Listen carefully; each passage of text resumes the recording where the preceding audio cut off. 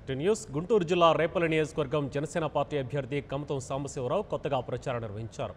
పండ్ల దుకాణాలలో పండ్లను అమ్ముతూ గాజు గ్లాసు గుర్తుకు ఓటు వేయమని అభ్యర్థించారు.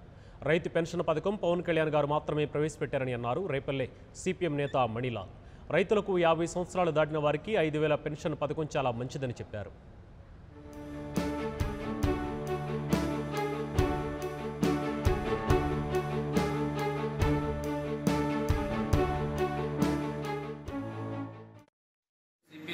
శ్రేణులు పవన్ కళ్యాణ్ గారు జనసేన ఏదైతే పెద్ద ఎత్తున యువతని గతంలో ప్రత్యేక హోదా విషయంలో కదిలించారో పెద్ద ఎత్తున యువతలు కదులుతున్న పరిస్థితి.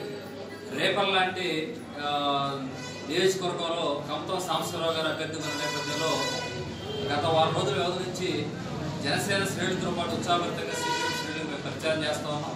చాలా గ్రామాల్లోకి వెళ్తున్న సందర్భాల్లో మహిళా ఓటర్లు పవన్ కళ్యాణ్ గారు అనౌన్స్ చేసినట్టు 33% రిజర్వేషన్ కానీ లేదా ఉచితంగా గ్యాస్ ఇస్తామన్న దాని మీద కానీ స్పందన ఉంటుంది.